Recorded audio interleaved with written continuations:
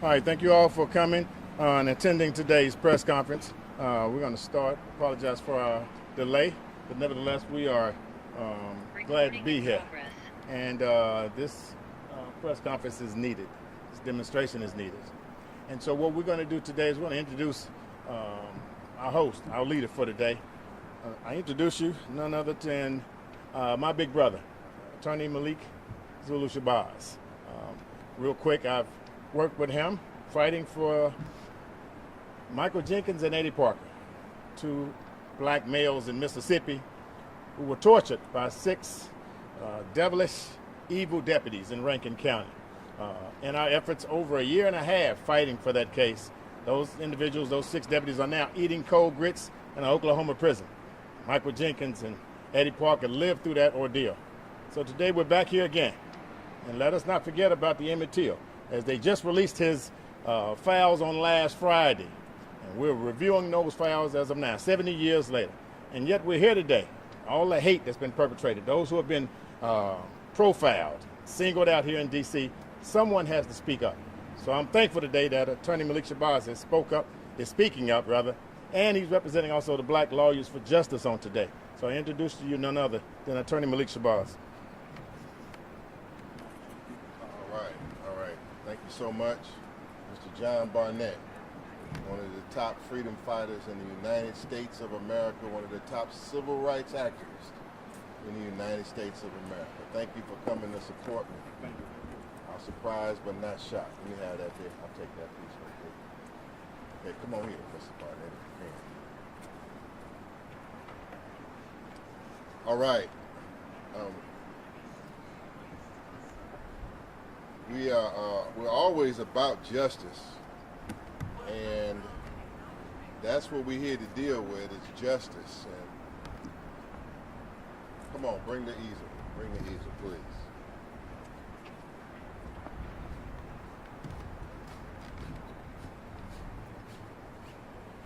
Just set them up on there. When they get ready, we'll bring it. We get it set up right, we'll bring it. Okay, so we're always about justice here, and justice is being challenged, but we still gonna stand for justice. Is that right? That's right. What do we want? Justice. And when we gonna get it? Now. What do we want? Justice. And when are we gonna get it? Now. Okay, so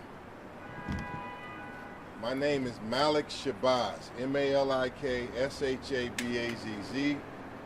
I'm the national president of Black Lawyers for Justice. I'm a resident of Washington, D.C., and I'm here today because I'm not happy at all about what's going on in Washington, D.C. upon the orders of the President of the United States, Donald Trump. I'm not happy about it, and that's why we are here for. We are here to announce that all of those who are suffering harassment, suffering illegal stops, suffering police intimidation in Washington, D.C., we are here to announce that help, that help has come.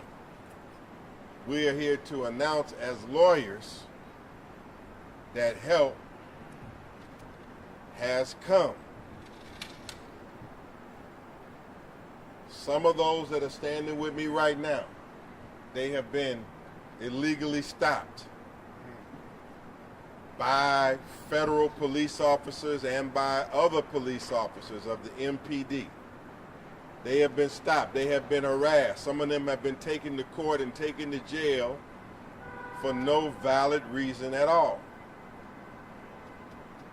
And the president is increasing his threats to bring in more and more National Guard, And we got to be straight up from the beginning. We don't want the National Guard in our community. Is that right? That's right. Yes, sir. We do not want the National Guard. We do not need the National Guard.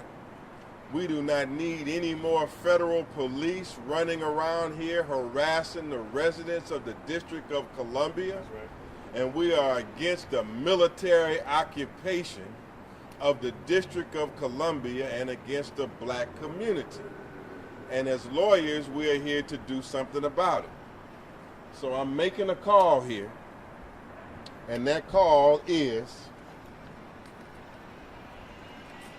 for anybody in the District of Columbia that has been stopped illegally, searched illegally, or harassed by any form of police, National Guard, federal police, or local police. We want them to text us right away. Text us right away at 240-688-0735. 240-688-0735. We are here to send a warning to every police officer who has become a minion or a foot soldier for Donald Trump. Every officer that has become a minion or a foot soldier for Donald Trump, we are going to sue you personally in your individual capacity. Every officer that is committing these violations, we are going to sue you personally as an individual, and we're going after your bank accounts, after your houses, after your car, after any and all of your assets, because we are not going to tolerate you all running around the District of Columbia like a band of criminals in the name of crime fighting on behalf of the chief criminal of the United States of America, and that is Donald Trump. That's right. We're not going to stand for it. And so we want you to call that number, 240, or text 240-688-0735 to the Black Lawyers for Justice hotline. Because as the police are invading the community, you are witnessing one group of lawyers and a group of men that are not going to lay down. Is that right? That's right. That's right. Every black man inside of the District of Columbia, most of them might have decided to lay down, but you have met one group of men, one group of lawyers, and a group of leaders here who are with me that are not laying down. They have disrespected.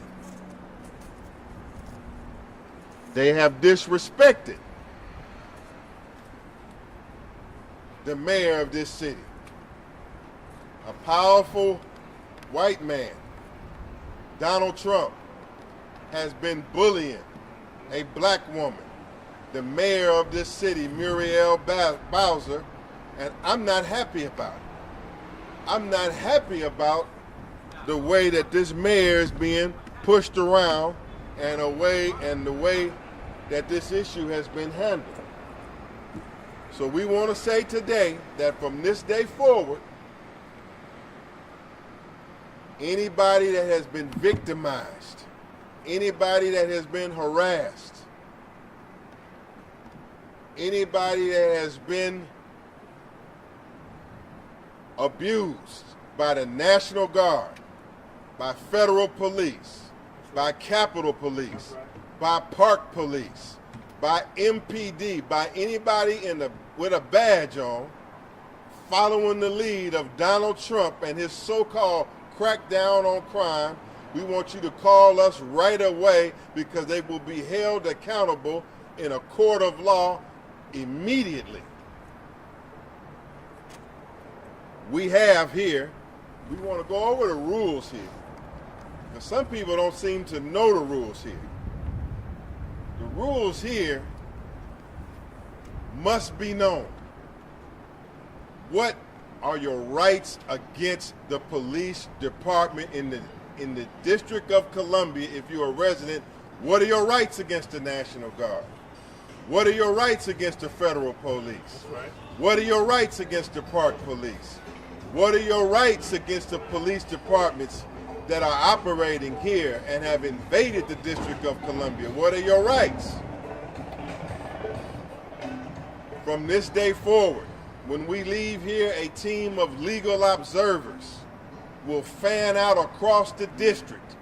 And these legal observers are going to be patrolling and monitoring the National Guard, monitoring the park police, monitoring the federal police, and monitoring the MPD in this hour. We want to tell the head of police of this city, Miss Pamela Smith,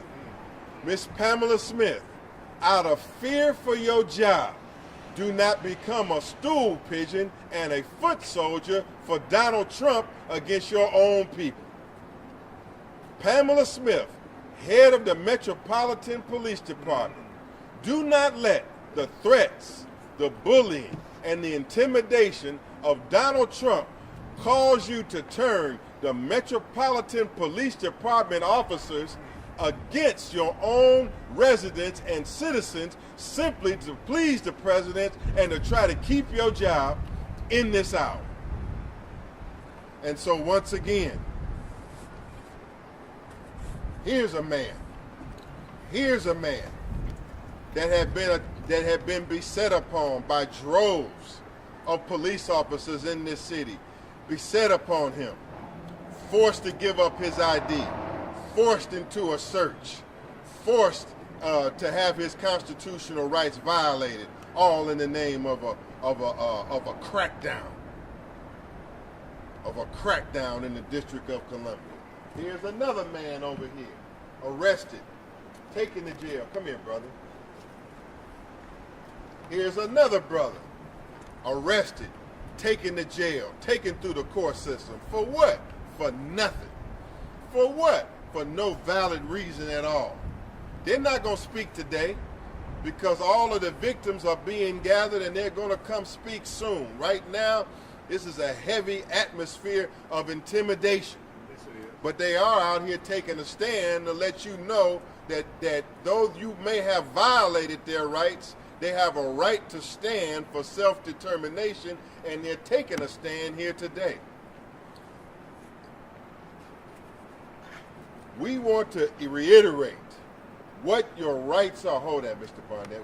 What your rights are in the District of Columbia when it comes to being stopped, when it comes to being searched, and when it comes to having to answer questions to the National Guard or the police department. There's one of them right there. Oh, National Guard member right there running around here. We don't want the National Guard here. We don't need a military occupation. We've already had a military occupation in the District of Columbia. We believe that the National Guard and the military occupation is the first step into rounding black people up and putting them in detainment camps here in Washington, D.C. and around the United States of America. We believe that. Now, we want you to know what your rights are when dealing with the police. The question is, when can you be detained by the police? The police do not have a right to detain you just because they feel like detaining you. The police do not have a right to stop you unless they have a valid reason to stop you. The police cannot stop and question you or detain you unless they have reasonable suspicion. That's called reasonable suspicion. What is it called? Reasonable suspicion. What is it? What is it called again? Reasonable suspicion. Reasonable suspicion means they have to have a reason to believe that you are wanted for committing a crime. Reasonable Suspicion means that they have to have facts to show that you are involved in committing a crime. Everywhere right now across the District of Columbia, detainments are being conducted. People are being stopped and frisked, and they have not been accused of a crime. They are not being sought of for a crime, and there's no reasonable suspicion of them committing a crime, yet they're being detained and having their rights violated all across the District of Columbia in this hour. But we want to let the public know that if you're on foot, a police officer can only stop and investigate you if he has a reasonable suspicion of a crime. If he doesn't have a reasonable suspicion and you're stopped, we want you to call and text Black Lawyers for Justice right away at 240-688-0735. Do not allow police officers to stop and question you. Well, you say, how do I know if I'm being detained? The way you know that if you're being detained by the police is you ask the police officer, am I free to leave? If they come to you asking you and talking to you, the first question you say is, officer, am I free to leave? If he says that you are not free to leave, that means you are being detained. But even if you're being detained, you don't have to answer any questions. Even if you are being detained by the police, you don't have to show ID. Even if you are being detained by the police, they only have a right to search you for a weapon. That's it. They don't have the right to go in your wallet.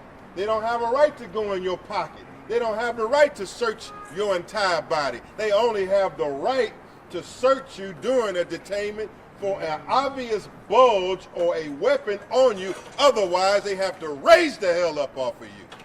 And this is what we want the people in the district to recognize. Don't allow the police to search your body. Don't allow the police department to search your pockets. Don't consent to any search at all. Don't consent to a search of your body. Don't consent to a search of your vehicle. Don't give the police the ability to search at all. That's right.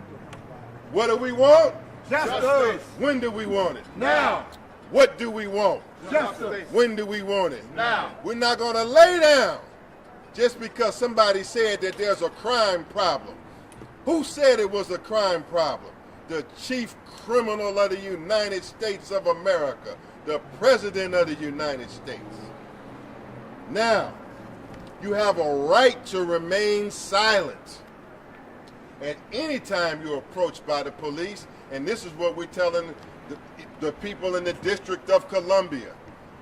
Don't talk to the police. Don't speak to the police. Exercise your right to remain silent. If they ask you for your ID, you don't have to give them your ID. If they say, show me your identification, you don't have to show them for your identification. If you're stopped or detained by the police, you should remain silent and make them put up or shut up.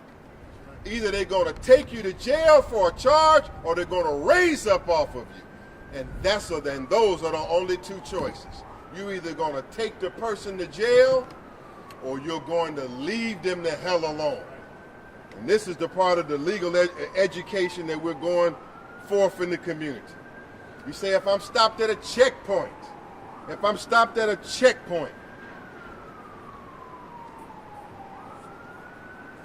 first of all, if you're driving a vehicle, yes, it is true. You have to show a driver's license. Because by getting a driver's license, there's an implied consent that if you're stopped, that you must show that you're a valid driver. But the checkpoints in the District of Columbia that's being ran by the National Guard and ran by the federal police, these checkpoints are being ran illegally. These checkpoints are picking and choosing who they pick out. These checkpoints, in order to be legal under the United States Constitution, they are supposed to check every single car that comes through the checkpoint. But at these checkpoints, they're picking out the young black male, picking out the black man to stop, stopping you all, searching your car, searching your vehicle, searching your person, and they're violating the Constitution, and they can be held accountable for that. They can be sued in court for that. They can have their assets taken for that. But the only way they're going to do it is you exercise your right. So every person in the District of Columbia, everybody in our community, if you're stopped at a checkpoint and you see that people are being allowed through the checkpoint, but they're only stopping you at the checkpoint, call Black Lawyers for Justice at 240-688-0735 because you have had your constitutional rights violated. Your constitutional rights are being violated and your human rights are being violated. Okay, so if you're driving a car, yes, they have a right to ask you for your driver's license if they stop you, but that's it. If you're asked for permission to search your car while you're being stopped by any of these police officers, deny them permission to search your car. Stand up and say, no, I do not consent. No, I do not consent. To say what? No, I do not consent. Louder. No, I do not consent. When they ask you to search your car, what do you say? No, I do not consent. Man, can I search your car, Mr. Hunter? No, I do not consent. Can I search your car, Mr. Barnett? No, I do not consent. Can I search your car, Mr. Bilal? No, I do not consent. Do I have consent to search your person? No, I do not consent. Do you give consent to search your person? No, I do not Do consent. you give consent to search your body? No, I do not consent.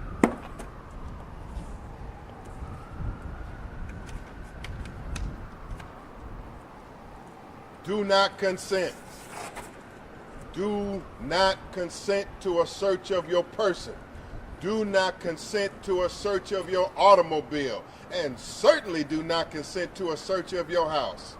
We've seen officers here breaking down doors in the District of Columbia, breaking down doors and going to a house. You cannot go into a house in the District of Columbia unless, if you're a police officer, unless you have a search warrant. Unless you have a what? Search warrant. You can't go unless you have a search warrant.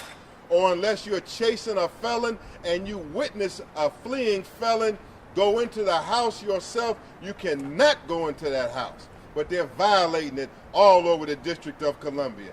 And this is why we're asking you to contact Black Lawyers for Justice, because somebody is going to stand up and fight for you.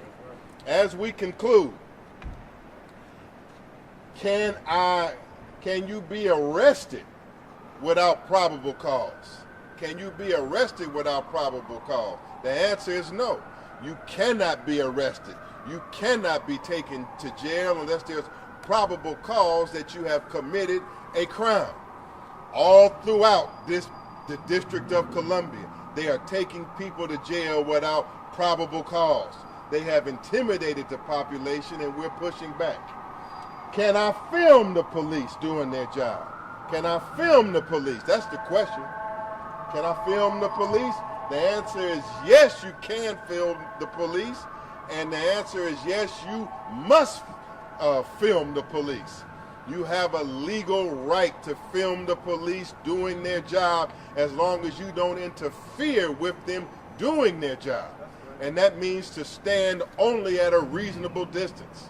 If the police are stopping or detaining you, you must film them. You must turn that camera on and you must film them. And you give us the footage because we want that footage at 240-688-0735. Film the police under all circumstances. Follow the police under all circumstances. We're sending out patrols to film and follow the police starting tonight, and we want those videos returned to us at 240-688-0735. Okay? And so that concludes our announcement for now. We'll be back, and we want to again reiterate our main 3 points. We are opposed to to the military occupation of the District of Columbia by National Guard troops, by a host of federal agents that are running around here, and we're opposed to the Metropolitan Police Department acting as foot soldiers for Donald Trump, and they are going to be sued in federal court by Black Lawyers for Justice, and they're going to be held accountable as individuals. Each individual officer, I want you to understand this right now. When you lay a hand on somebody in these streets without rights, when you search anybody in these streets without right, when you violate their Fourth Amendment rights without legal justification, we're going to sue you, and we're going after your bank account, we're going after your cars, we're going after your houses, and we're going after you personally. And we want you to ask yourself, is the man who you're putting your assets on the line for, is the man who you are out here aggressively attacking the people for, is he going to stand up for you when that time comes? When you are out here being a monkey for Donald Trump, is Donald Trump going to come to your defense and your aid when that time comes? And I doubt it. So you ask yourself that personally, especially officers who look like us and are from our community, who are out here carrying out the orders of Donald Trump. If you carry out his orders, you're going to be held accountable, and he will not have your back, and he will leave you hanging. And lastly, leave the mayor of this city alone. We don't agree with all of her policies, but certainly she's a black woman, and we don't like to see her getting bullied in this hour. And therefore, we as black men are standing up. What do we want? Justice. And when do we want it? Now. What do we want? Justice. And when do we want it? Now. All right, that's it. We thank you for taking your time. If you have any questions, you can ask. I think we're good. I think You're we're good. All right, Thank you. thank you so much. Yeah, All right, what again. network are you representing? DC News Now.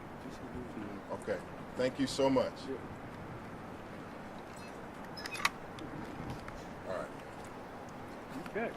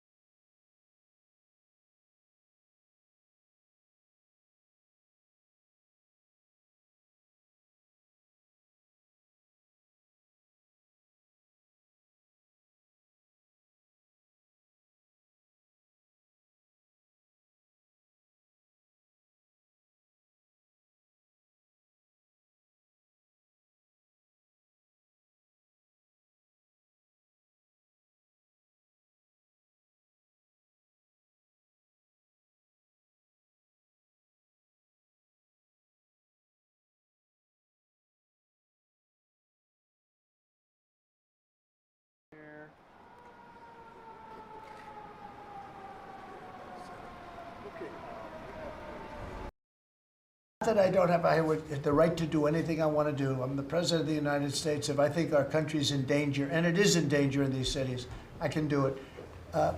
No problem going in and solving, his difficulties. But it would be nice if they'd call and they'd say, would you do it? And we do it in conjunction. Now, we work very well with the police because we naturally get along with the police. So the police and us work really well together, whether the mayor is opposed or whether, you have a really rotten mayor there too. He's got a 6% approval rating in Chicago. And I see black women wearing a red MAGA hat last night on television. Please let the president come in. My son was attacked. You have a force of black women. They're like only Trump. They want Trump to come in. And you see them, they're all over the place in Chicago because they're afraid to go out and they don't want their son or their daughter killed, just like your parents didn't want you killed.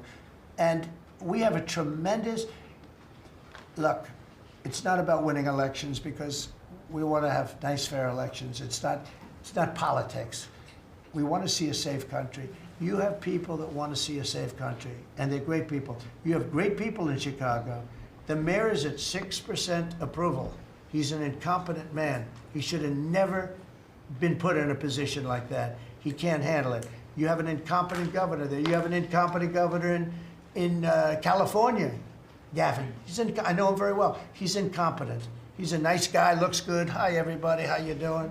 He's got some strange hand action going. I don't know what the hell his problem is. It's a little weird, to be honest. There's a little something shaky going on there. But, all he has to do is call me and say, we have the Olympics coming up. We want to make it really good and safe. And I'll put some really good, great American patriots in there, and you won't have any problems. Don't forget, it's loaded up with some stone-cold killers, some really bad people, some people that were just born to be bad. They're criminals, bad criminals, dangerous. And we can solve the problem for them very quickly. Okay, you know what I think? I think this. You have not had this happen for 4 years. You sat and you'd ask one question to Biden, and it was always the ice cream question, right? What flavor ice cream do you like best? I like vanilla. And that was the end of the conference. I think now we've done enough. These people are very busy. I want to just thank, this is the greatest, this has never been done before. First of all, a cabinet meeting was sacred. You'd never let the fake news media in. But the fake news media isn't all fake. It's, a lot of it is, but it's not all. I think it's a great thing. I think maybe it's going to be done in the future. I hope it's going to be done. But you really get the word out. We had, each one of these people spoke. I think each one, if I thought one of them did badly, I would call that person out. I would say, Christy, what the heck are you doing? Please don't say that. No, no, seriously, you have a very talented group of people. They get along, they work along together. And there's something really nice about just, the openness of what we're doing. It's government. It's an open government. That's what we are. And we haven't made too many mistakes. Maybe we'll, but we haven't made too many mistakes. We've called it right. And I think you can be very proud of your country. We are a respected country again. We are really, right now, respected at the highest level, and we're doing great. And we're a very rich country again, very rich. And that's a good thing, because when we're rich, we can take care of poor. And that's what we're doing, and we're taking care of crime. And I hope, just in finishing, I hope that Illinois, I hope that New York, I hope that California, I hope they call me and they say, I'd love to have you come in and help us out. I will be a totally different person with them. I will respect them for doing it. Thank you all very much. Thank you, everybody.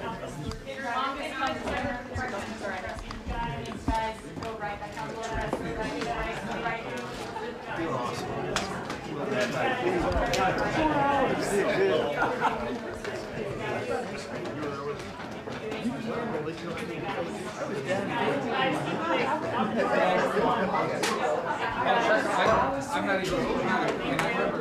Thank you for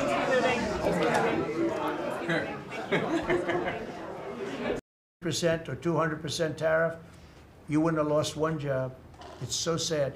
but we're going to rebuild North Carolina furniture and other places, South Carolina too, to a lesser extent. They make furniture, but furniture, we're going to put a very substantial tariff on. We've already announced it. It'll be done pretty quickly. And when that happens, everyone's going to start. I just tell you, North Carolina, go out and start getting the grandchildren and the children, start teaching them, because some of those incredible artists that I knew as young people, they're older people now, but they still have the talent and they have time left. But they're going to be teaching their sons and their daughters and their grandchildren. And it's going to be a beautiful thing to see. It's going to happen like magic. It's going to happen without question. It's not like, gee, I hope it happens. It's going to happen. The results of Ford that just announced it's going to create 4,000 new jobs, American jobs. Hyundai, 14,000 jobs. General Motors is moving production of the Chevy Blazer and Equinox from Mexico back to the United States where it belongs. Don't forget, we lost 55% of our auto production over the last 35 years. 55%. We were the auto capital of the world. Like there was nobody even think about challenging us. We lost 55% of it to Mexico, Canada, China, a lot to China, and other countries. And it's all coming back. We will be bigger. A couple of years, we'll be bigger than we ever were. We'll be more dominant. We'll be bigger. We make great product, too. We're starting to make really great product.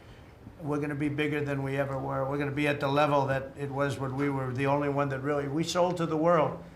And we're going to be back selling to ourselves and other parts of the world. It's not going to be the same, but it's going to be equally as important as it was in the heyday 30 years ago. But we lost more than 50% of the automaking capacity. In fact, the unions, the auto unions, as you know, the top guy didn't know me, didn't like me, and now he likes me. He says, man, I can't believe what Trump has done. But the auto workers voted for me. They understood better than anybody else. The auto workers, the Teamsters voted for me. Teamsters are great. They all voted for me. No Republican has ever gotten the support of the Teamsters and the auto workers. And now the head of the auto workers, I mean, it's so amazing. I watch them on television there. They can't even believe what happened. And I told them all what was going to happen. We secured new market access for American agricultural exports all over the world. Our secretary is doing a great job. Thank you, Brooke. And we have negotiated historic trade deals with the United Kingdom, China, Indonesia, Vietnam, the Philippines, Japan, South Korea, who was here yesterday, and the European Union. Foreign nations are now paying hundreds of billions of dollars straight into our treasury, and numbers that nobody's ever seen before. As you know, we made trade deals with a lot of countries, and many of those countries, just to be able to sit at the table, are paying us hundreds of billions of dollars. We made a trade deal with the European Union. They were rough on us for a long time. And now we have a very good deal. We made that with them. Trillions of dollars is coming into our country. Trillions. Far beyond billions, trillions of dollars. Wouldn't you say, Scott? Yes, sir. And in a short period of time. They have to buy $750 billion worth of our energy product. Energy is great. We have more than anybody else, so we're using it. But the European Union is a done deal, and Japan is done. I heard there was a problem with South Korea, but we met yesterday, and they're done. We didn't do anything. We just kept the same deal. He honored the deal. They wanted to see if, well, I don't even want to say it, but they wanted to see if they could do something. But they honored the deal, which is nice. And we cut the previous record-setting trade deficit, I hear just came out. We cut it in half already. We haven't even said, we've only been here really for a few months because, you know, it takes you a little while to fix up the Oval Office and do those things. prepare for the battle, right? So we really only been here for a very short period of time, and we cut the trade deficit in half. Is that right? That's fantastic. I didn't even think we were going to do that. And remember, these are things that are being built. These things, you know, all these numbers up here, they're not open yet. When they open, you're going to see things happen in the United States that nobody's ever seen before, including our country in its heyday.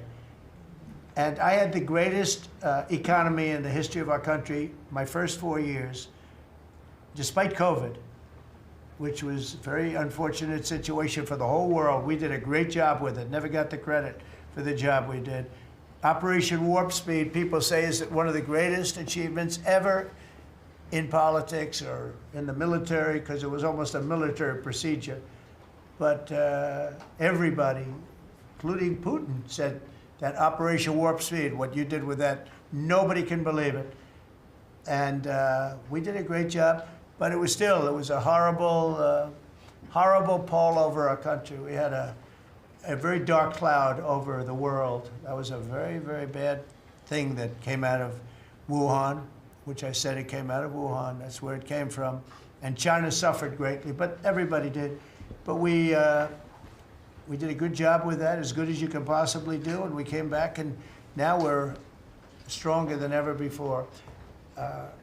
If I didn't win this election, this country was gone. I'm telling you, economically it was gone. None of the things that we're talking about would have happened. The whole world was robbing us blind. Friend and foe, they were stealing our jobs, our money, our factories. They were stealing everything. We would have been a shell. We would have been a bankrupt, broken shell. And that's the way it is, but we're doing just the opposite. Stronger than we've ever been. Last month, in a landmark achievement, I also proudly signed the largest working class tax cuts in American history.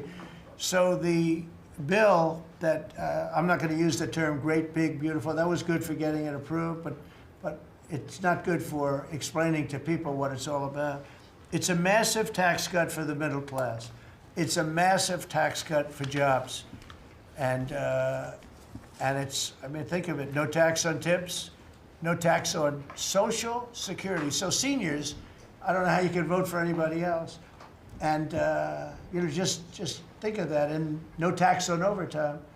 So you work. The fastest way to stop snoring without touching your nose. Hey, stop using nose things for snoring. To stop this, you want to take your throat from this to this. No women snored. I thought it was something men did. But then my husband said I made these cute little monster snores. Because the country is becoming so successful again, and it hasn't been this successful. I think in the end, it will never have been this successful. I don't think it'll even be close with what's happening.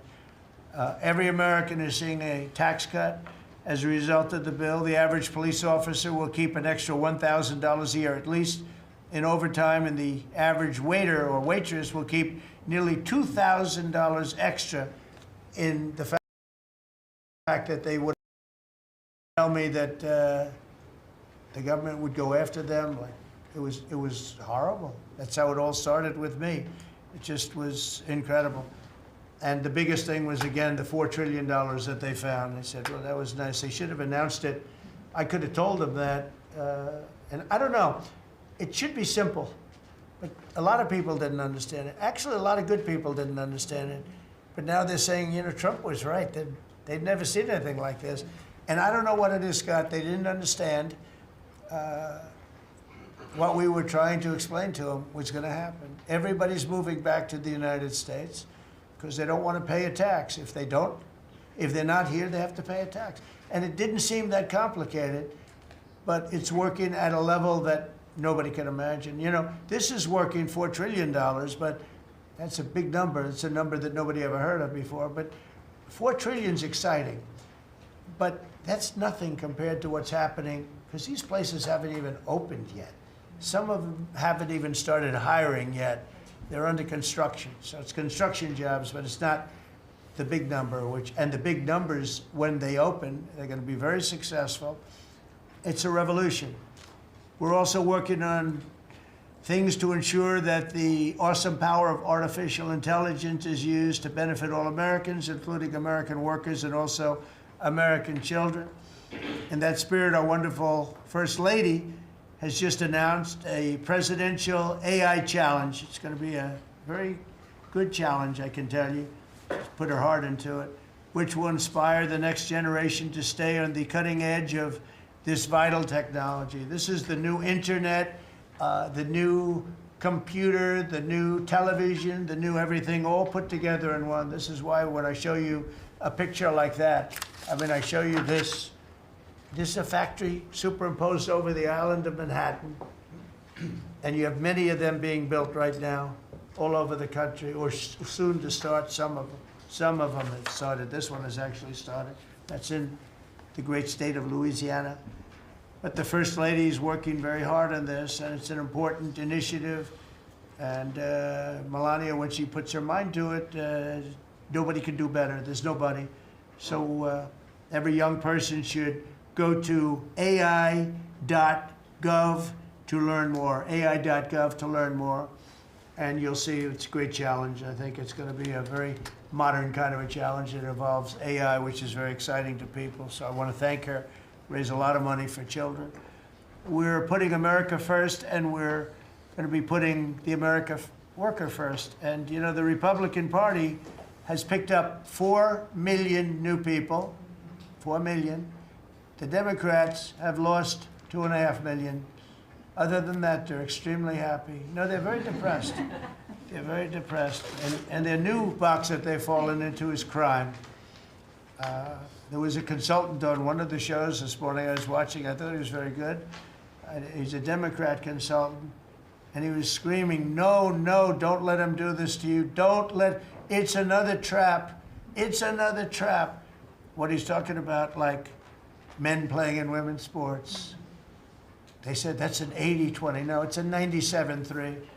It's 97-3, like transgender for everybody. They fought for it. They're still fighting for it. I saw a guy today, a politician that you all know very well, fighting like hell for men playing in women's sports. You don't understand. They're human beings also. Well, I agree they're human beings. But you can't have a 7-foot guy playing basketball with the women. You know, it's just one of those little problems in life. And we all have our place. That's okay. I've got my place too.